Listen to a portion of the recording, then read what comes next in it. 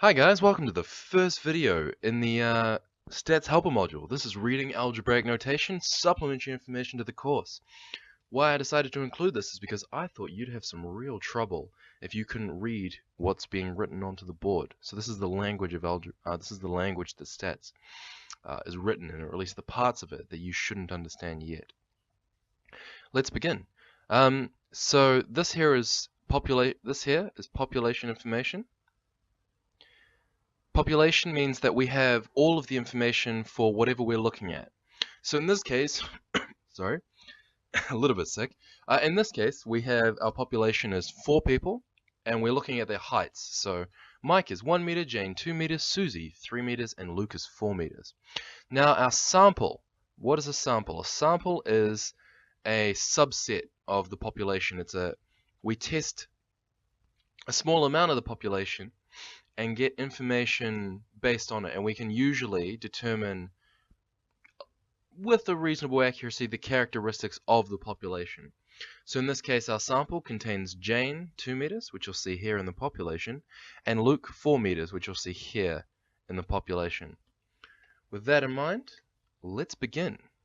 So this first thing here is called mu. Now mu is the population parameter of interest. In our example, this is going to be average height. What are you doing? In our example, this is going to be average height. So what is the average height of the population that we have looking at? So this is what is the average height of Mike, Jane, Susie, and Luke. So let's calculate that, right? Just so you guys have a quick example. So 1 for Mike's height, 2. What is even happening? Sorry. 2 for Jane's height, 3 for Susie's height, 4 for Luke's height. Now this is the total height that we have, but we need to divide it by the number of people who are there, which is 4, because we have Mike, Jane, Susie, Luke, 1, 2, 3, 4. And if you want to calculate that, go ahead, but it is 2.5. I'll just do the point a little larger. 2.5 meters. So the average height of our group, our population, is 2.5 meters. And that's what the mu would be. What is the average height? Now let's work on another symbol. Bar. Actually, let me change the color for you. Let's go with, everyone likes pink, right? There we go. We're going to go with bar X, or X bar, however you want to pronounce it. Both are correct. So it's the same thing, but what it does is it's the statistic of interest from a sample. So instead of looking at the information from the population, we're looking at the sample, which means we're just looking at Jane and Luke.